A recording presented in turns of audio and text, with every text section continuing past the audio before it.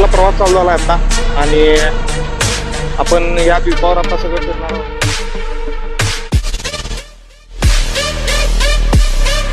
भूकंप आए, बचने के लिए स्थान ना मिले तो तुरंत आकाश की तरफ देखिएगा, उड़ने वाले पक्षी की दिशा की तरफ उसको सर्च कीजिए, सब कुछ छोड़िए, अपने फैमिली को लेकर भागिएगा और सब कुछ खत्म होने के बाद जब आप वापस आओगे आपके साथ जो गया आपको मिलेगा, आपके साथ जो नहीं गया आपको नहीं मिलेगा.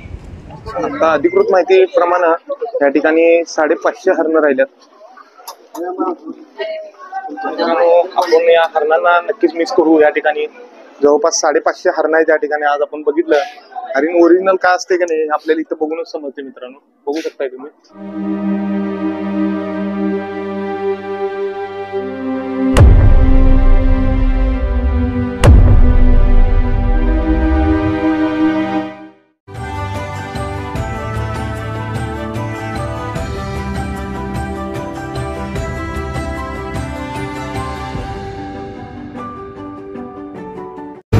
तर मित्रांनो आपण आता चाललोय पोर्ट ब्लेअर मधील सगळ्यात महत्त्वाचं स्थान असणारं एक अबरदीन मार्केट म्हणून आहे. तर त्या ठिकाणी आता आपण चाललोय. बघू शकताय तुम्ही.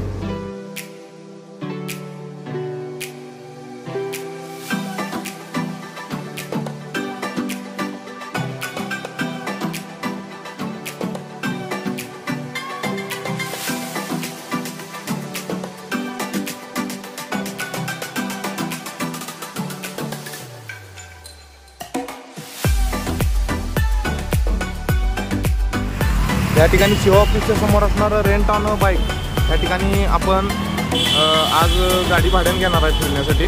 जवळपास दिवसाला 600 रुपयाचं रेट आहे त्या ठिकाणी. अंदमानमध्ये अशा पद्धतीच्या गाड्या बऱ्याच ठिकाणी मिळतात.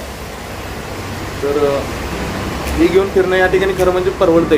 कारण जवळजवळ हाकेच्या अंतरावर साधारण 2 किलोमीटर 3 किलोमीटर अशा ठिकाणी सगळ्या जागा आहेत. बेट लहान असल्यामुळं तुलनेनं.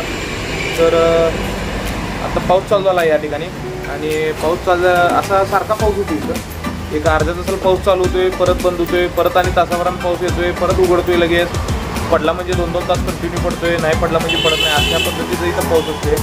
आणि मेन म्हणजे वर्षातले 8 महिने इथला पावसाळ्याचे असतात आणि उरलेला जो 4 महिने असतात त्यात हे असं सारखं आतलं. मित्रांनो पूर्णपणे त्यांनी ही आपल्याला रितसर अशी प्रोसेस करून आपल्याला तिन्ही गाडी हे देतात, रेंटनं देतात. त्यांचं ऑफिस आहे या ठिकाणी, बघू शकतो आपण. तर मित्रांनो या ठिकाणी आपण ही गाडी घेतल्या आणि आता आपण पुढच्या दिशेने मार्गस्थ. अंदमानमध्ये मित्रांनो हेल्मेट हे कंपल्सरी आहे. तुम्ही कुठेही जावा हेल्मेट हे कंपल्सरी लागतेच. त्यामुळे आता आपण पुढच्या प्रवासाच्या दृष्टीनं या ठिकाणं आता जाणार आहोत. बघत राहू आता आपण. मित्रांनो हा या ठिकाणचा पेट्रोल पंप आहे. लांबच लांब अशा इथं रांगा असतात. पेट्रोल पंपाचं प्रमाण कमी असल्यामुळं.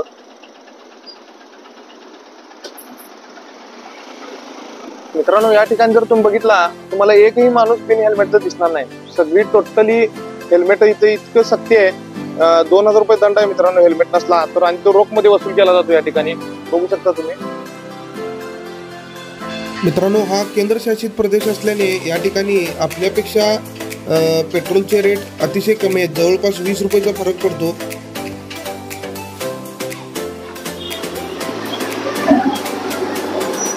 मित्रांनो हे अंदमानचं बस स्टँड आहे. या ठिकाणी विविध गावाला जायला आपल्याला बस मिळतात, बघू शकतो आपण.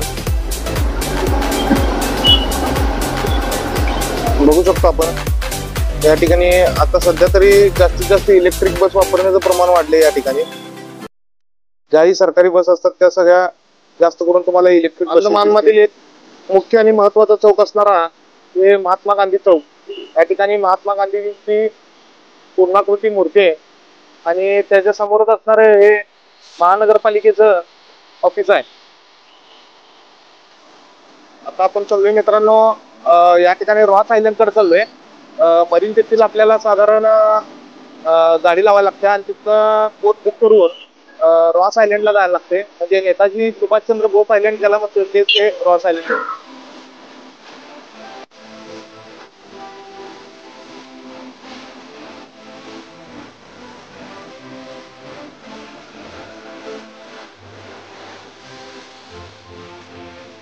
तर या ठिकाणी आपल्याला रॉस आयलँड आणि नॉर्थ बे आयलँड असे दोन्ही आयलँडवर आता आपल्याला जायचं आहे. तर त्यासाठी आता आपण तिकीट काढायला चालू आहे. तर या ठिकाणी मित्रांनो आपल्याला तिकीट असं बुक करायला लागतंय. तिकीट बुक केलं साधारण 870 रुपये रेट आहे.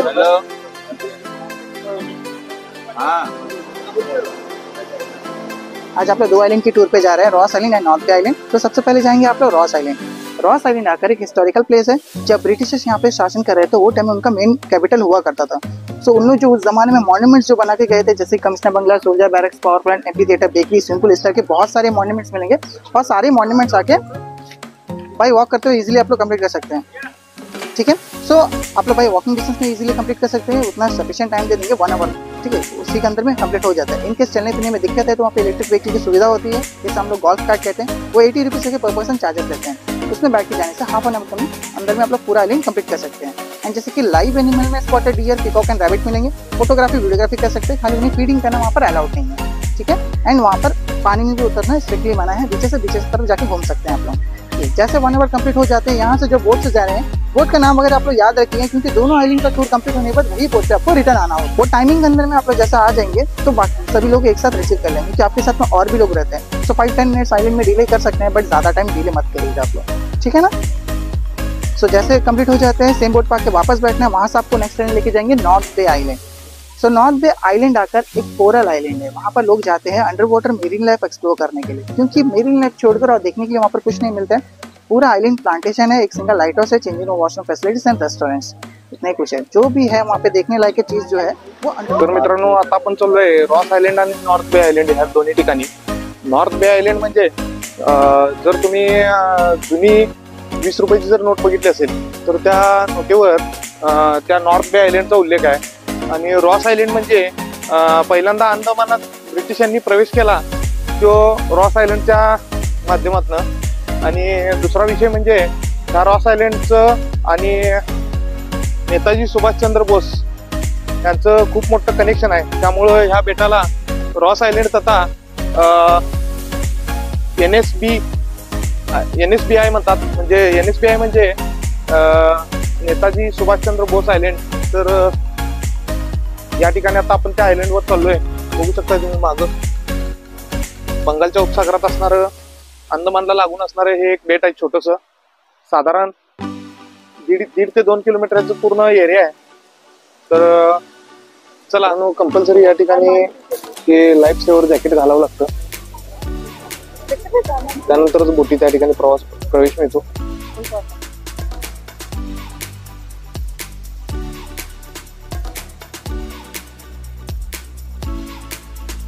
तर मित्रांनो आपल्या आता बोट निघाल्या, बघू शकतो जवळपास 10 ते 12 जण या बोटीत असतात।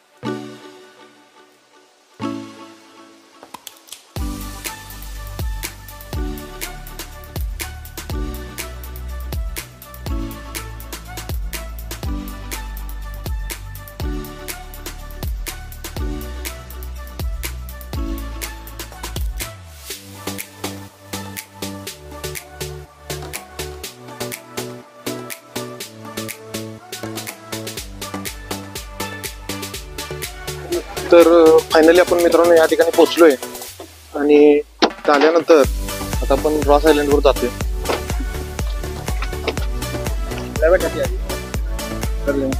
तर लगेचच आपल्याला या ठिकाणी हरणांचं दर्शन झालंय। तर या ठिकाणी मित्रांनो हे जापनीज बंकर दिसतंय, बघू शकतो आपण। आत जाऊन बघूया आता।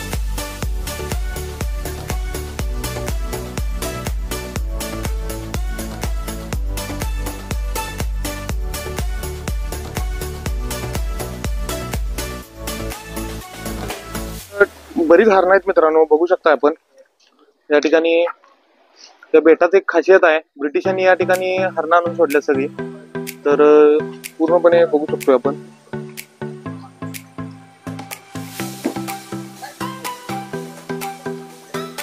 आयलंड वरच एक खास आकर्षण आहे या ठिकाणी मित्रांनो. जर आला इथं प्रत्येकी 80 रुपये घेतात आणि या ठिकाणी ही अशी जी इलेक्ट्रिक गाडी असते आत फिरवायला आपल्याला, तर ती या ठिकाणी उपलब्ध होते आपल्याला. बघू शकतो आपण.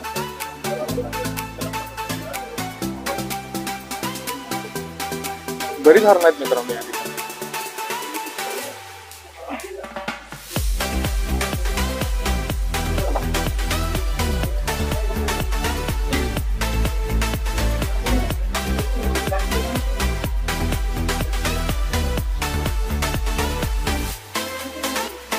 तर मित्रांनो आपला प्रवास चालू झाला आता आणि आपण या द्वीपावर आता सगळं फिरणार आहोत. आमच्यासोबत अनेक पर्यटक आहेत. Hi sir. Hi, how are you? I am fine. चला तर बघू शकता आपण. में ये पूरा बैरक था अंग्रेजों का, इसमें था ये अंग्रेजों का बैरक। 165 ब्रिटिश सोल्जर्स का बैरक हुआ करता था सर। इसका ये सारा हिस्सा टूट गया, ओनली सामने वाला हिस्सा रह गया। सामने वाला हिस्सा जो है उनका लिविंग रूम था, इसमें बॉम्ब, बंदूक, वॉचिंग टावर, सारा सामान इसमें रखते थे। बैरक का ये हिस्सा सुनामी का टाइम में गिर गया सर। 2004 में जो सुनामी आया था उसी टाइम एक अर्थक्वेक हुआ, उसी टाइम स्ट्रक्चर गिर गया।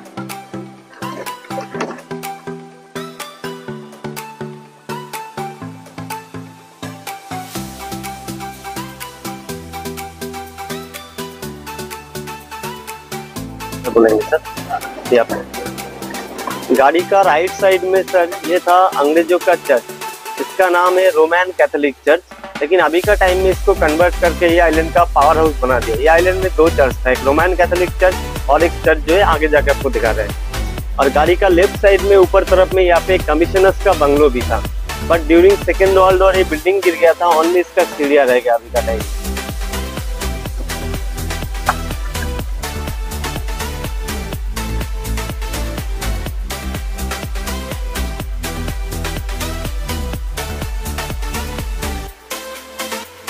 और गाड़ी का लेफ्ट साइड में यहाँ पे था चर्च सर, इसका नाम है प्रेस्बिटेरियन चर्च। 1840 में चर्च को बनाया था। ये चर्च इंडियन वालों का था, इसमें कोई मूर्ति नहीं था सर, इसमें एक घंटी था ओनली।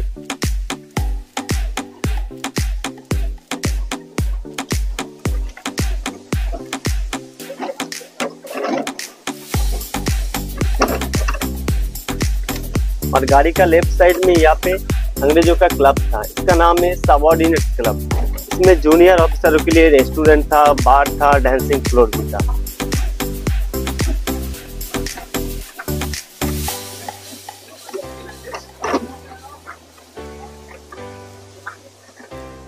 टेनिस कोर्ट भी था सर, अभी का टाइम में उसका ये सीढ़ियाँ रह गया।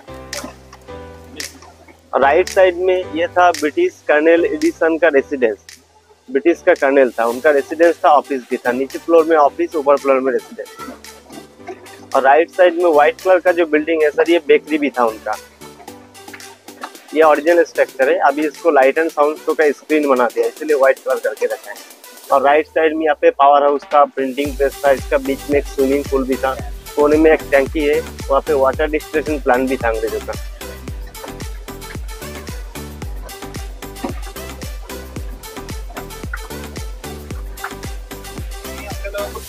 माहिती दिल्या त्याबद्दल थँक्यू दादा.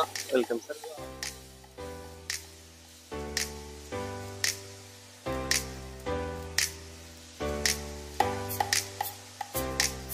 ठिकाणी आपण नारळ पाणी घेतोय आता. त्या आयलंडवर आल्यानंतर प्रचंड म्हणजे तहान लागत्या. मित्रांनो, अंदमानच्या रॉस आयलंडवर आल्यानंतर अशा बऱ्याच तुम्हाला वास्तू बघायला मिळतील ज्या ब्रिटिशकालीन जपानीज किंवा ब्रिटिश लोकांनी किंवा पोर्तुगीजांनी थोडं या ठिकाणी इंटरफेअर केलं त्यावेळेच्या, आणि काही नेताजी सुभाषचंद्र बोस यांच्या काळातल्या या ठिकाणी वास्तू आहेत, बघू शकता आपण.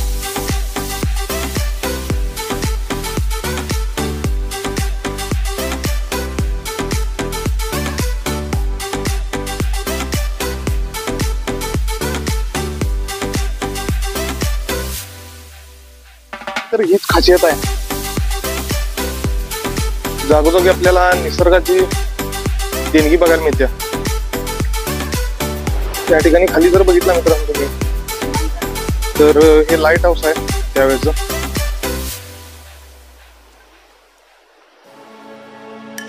त्या लाईट हाऊस मुळे पूर्वीच्या काळी येणाऱ्या ब्रिटिशकालीन जहाजांना वगैरे रस्ता वगैरे कळत असत, असं देखील आपण तर्क लावू शकतो.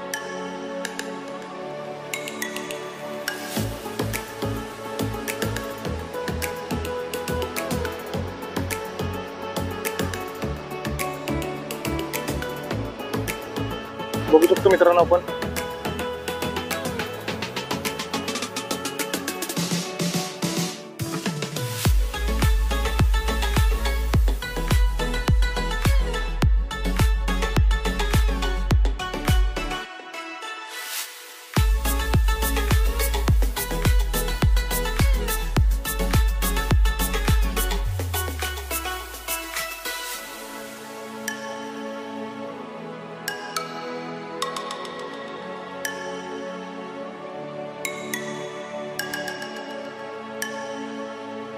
माझ्या मागे जे दिसते मित्रांनो ते येथील ब्रिटिशकालीन लाईट हाऊस आहे आणि इथे एक पुतळा देखील आहे.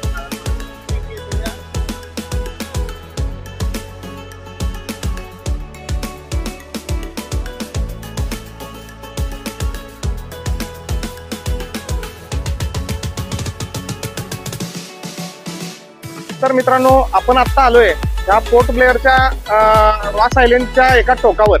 तर या टोकाचं वैशिष्ट्य असं आहे की या ठिकाणी तत्कालीन हे आपल्याला लाईट हाऊस दिसते. त्याचबरोबर ज्यावेळी या लाईट हाऊस व्यवस्थित कार्य करत होतं त्यावेळी ब्रिटिश नेव्ही किंवा ब्रिटिश आर्मीची जी लोक येत होती ह्या साईडला त्यावेळी त्यांना हे लाईट हाऊस जे होतं ते त्यांना दिशादर्शक म्हणून काम करत होतं. तर या आतंकाच्या पसरलेल्या समुद्रामध्ये तुम्ही जर विचार केला तर हे एवढ्या लांब त्यांनी आणून कसं सगळं डेव्हलपमेंट केली हे एक वैशिष्ट्य म्हणायला लागेल. त्यानंतर मित्रांनो या ठिकाणी जर तुम्ही बघितला तर हे जे रॉस आयलंडचं मागचं टोक आहे किंवा ऑपोजिट आहे बंगालच्या उपसागराला लागूनच आहे. तर याला अंदमानचा समुद्र देखील असं देखील म्हणतात ह्या ठिकाणी. तर ह्या बेटाचं वैशिष्ट्य म्हणजे या ठिकाणी अजूनही काही वास्तू जपानीज बंकर वगैरे सगळे व्यवस्थित आहेत, काही चर्च आहेत, सैनिकांची वसाहत आहे. तर पण ज्यावेळी 2004ला सुनामी आल्यानंतर या ठिकाणचं सगळं मित्रांनो वैभव नष्ट झालं. तरी देखील आज देखील ज्यावेळी आपण पोर्ट ब्लेअर किंवा अंदमान निकोबार या बेटांना भेट देतो तर त्यावेळी लोक ही जागा बघण्याचं मोह अजिबात सोडत नाहीत, हे देखील तितकंच नक्की आहे.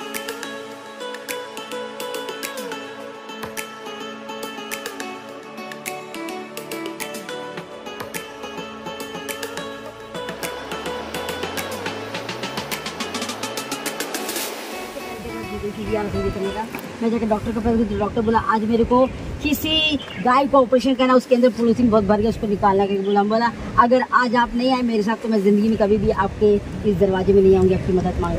तब उसको लगा कि जरूर कोई खास बात, तभी इतना फोर्स करी. तो लोगों ने 1 नहीं 4 डॉक्टर मेरे साथ आए और उस टाइम मेरे 300 हिरन थे. सब ने हिरन का चेकअप बताया, खाना नहीं खाता ये नहीं खाता, सबका चेकअप किया और मेरे को आकर बोले आपके सारे हिरन स्वस्थ है, कोई बीमारी नहीं है. मैं उसमें एक डॉक्टर था जो डिस्कवरी में काम करता था, वो 4 घंटे बाद जब जाने लगे तो मेरे कान में बोल गया कि किसी चीज़ का संकेत दे रहे हैं.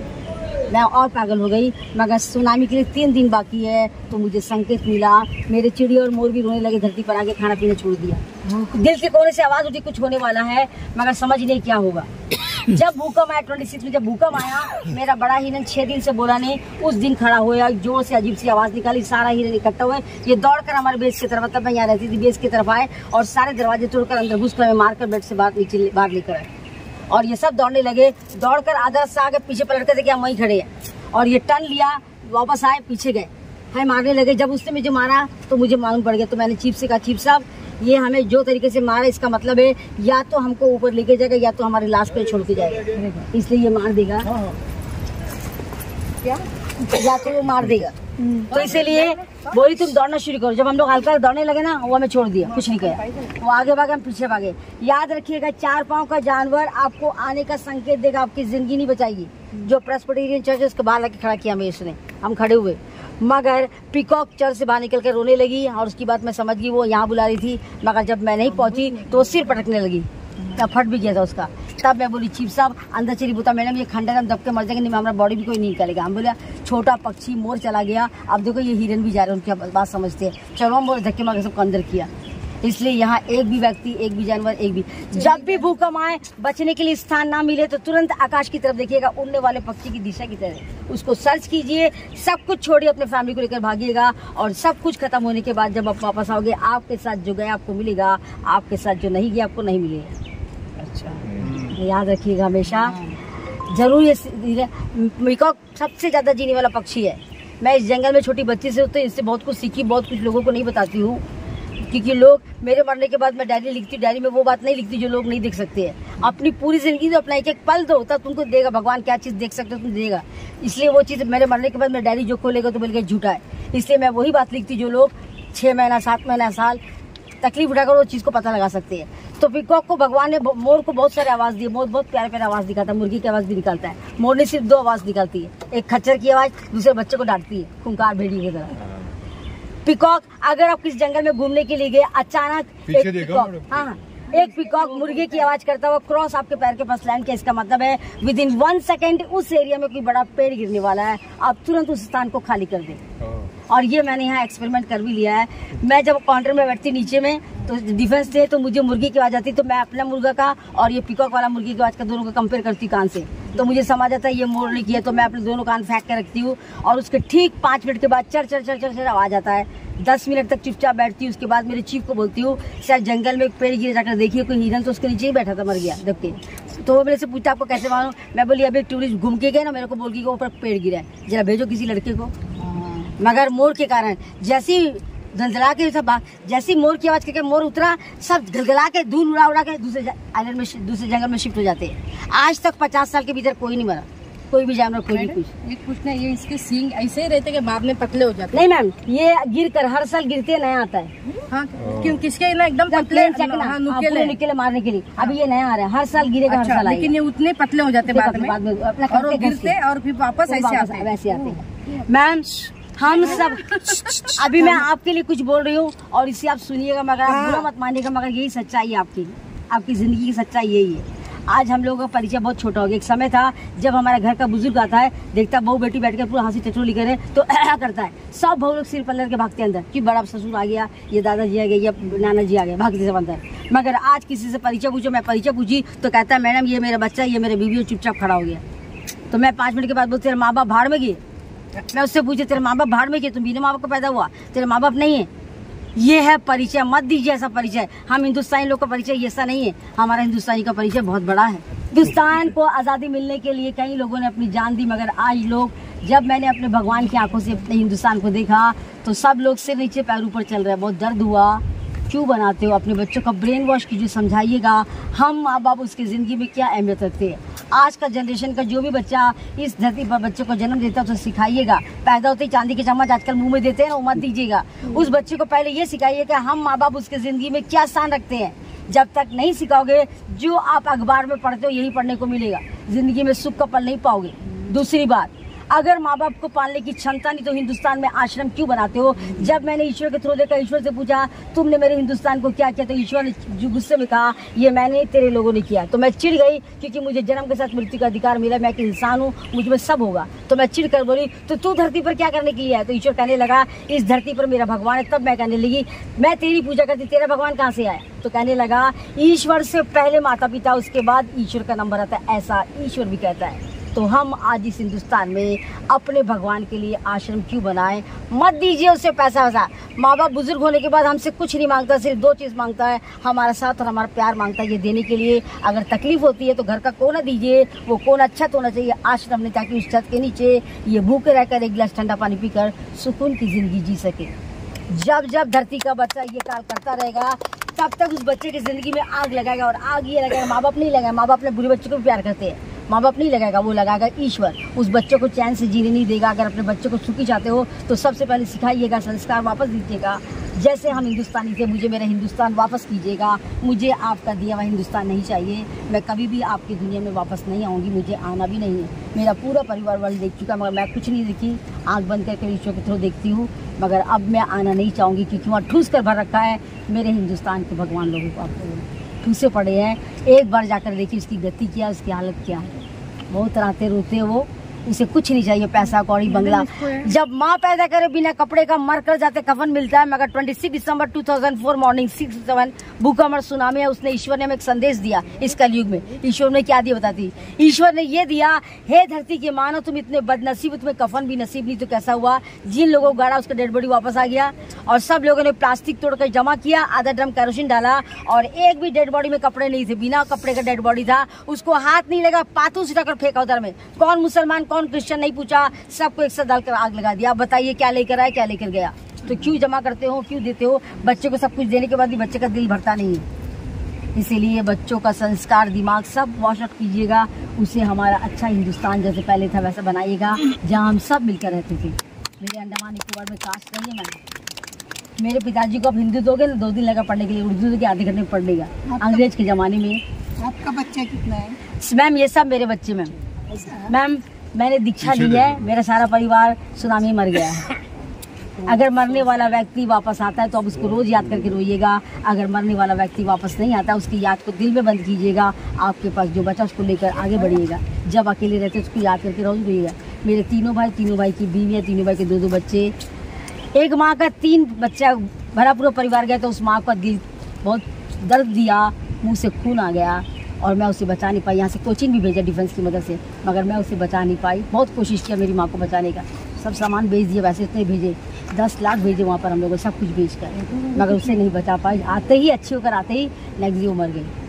इसलिए दर्द होता है। हम 3 भाई 4 बहनें सब जिंदा, सबकी शादी करा दी। कोई दिल्ली में, कोई यहाँ है। हर 3 महीने के बाद 15 दिन के लिए मेरे पास आते हैं। मैं किसी घर नहीं जाती, मुझसे मिलने आते। मैं छोटी हूँ, बड़ी नहीं हूँ। नहीं मैं यहाँ से पोर्ट ब्लेयर से कहीं बाहर नहीं गई, कभी नहीं। जो कुमल है मैम, इसको मैंने मारा, खुद सिखाया मैम। 4 हिरन को लोग ना इसके ऊपर बैठ जाते, रोते, पैर टूट गया। फोटो खींचते बैठ। आगे आ जाओ, मैं इसको पीछे रखूँ। हाँ चलिए। हात लगा तर असं ढुसळे मारायला लागली ती. मित्रांनो हा निकोबार मधील नारळ आहे. निकोबार बेट जे आहे सेपरेट आहे, तर तिथला हा नारळ आहे. बघतो आपण.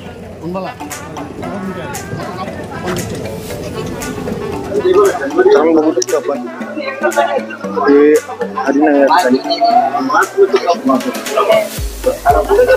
तर अशी जवळपास आता अधिकृत माहितीप्रमाणे या ठिकाणी 550 हरणं राहिल्यात.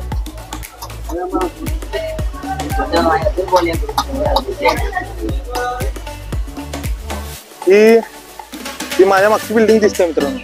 ही त्या बाजूला काही अवशेष आहेत. तर त्या ठिकाणी पूर्वी बेकरी होती मित्रांनो. ब्रिटिशांच्या काळात बेकरी प्रोडक्ट सगळे तिथे तयार होते ते. त्यानंतर या ठिकाणी जर बघितलं तुम्ही तर हे त्यावेळेचं पॉवर हाऊस आहे मित्रांनो.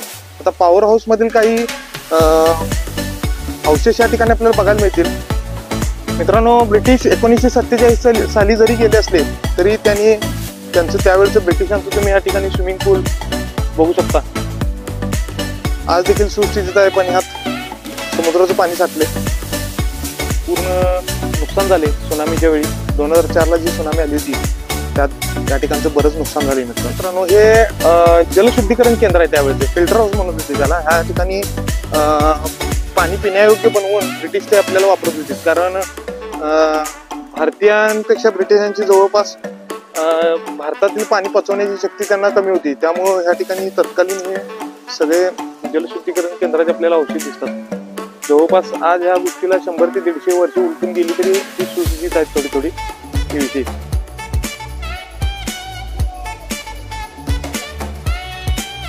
मित्रांनो यापूर्वीच्या भागात आपण जो सेल्युलर जेल मधील जे लाईट हाऊसचा कार्यक्रम बघितला, लाईट अँड लेजर शोचा जो कार्यक्रम बघितला, तर तसा सेम कार्यक्रम ह्या ठिकाणी देखील असतोय. त्याची वेळ साधारण 4 वाजता तुम्हाला पहिल्यांदा इथे यायला लागते. त्यानंतर सगळा कार्यक्रम आवरून तुम्हाला परत जावं लागतं मित्रांनो. तर जवळपास 40 ते 50 मिनिटाचा साऊंड अँड लेजर शो असतो. 300 रुपये ऑनलाईनला तिकीट आहे मित्रांनो. आणि एक तिकीट जर काढला तर त्यापैकी तुम्ही एकतर सेल्युलर जेल किंवा या ठिकाणचा शो असं दोन्हीपैकी कोणताही शो बघू शकता त्या 300 रुपयाच्या तिकिटामध्ये.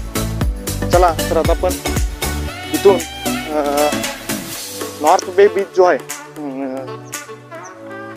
जी नॉर्थ बे बीचचं वैशिष्ट्य म्हणजे 20 रुपयाच्या नोटेवर ते आहे म्हणतात तिथला फोटो, तर ते आपण थोडं बघू. मित्रांनो, आपण या हरणांना नक्कीच मिस करू. या ठिकाणी जवळपास 550 हरणं आहे त्या ठिकाणी आज आपण बघितलं. आणि ओरिजिनल काय असते का नाही आपल्याला इथं बघूनच समजते मित्रांनो. बघू शकताय तुम्ही.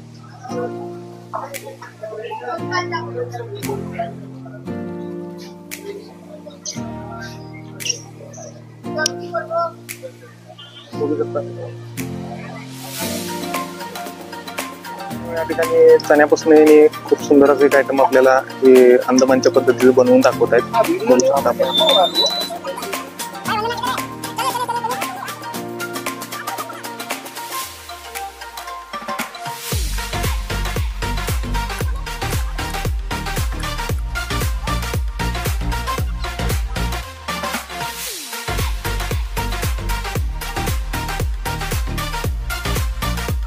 जबरदस्त हे मेनू आहे मित्रांनो या ठिकाणी.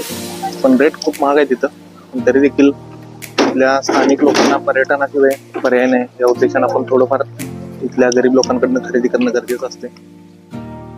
तर या ठिकाणी मित्रांनो पुन्हा एकदा आपण बोटीत बसलोय. या ठिकाणी इथनं आता आपण नॉर्थ बे आयलंड जे आहे ते म्हणजे अंदमानला लागूनच आहे, तर त्या ठिकाणी आता आपण चाललोय.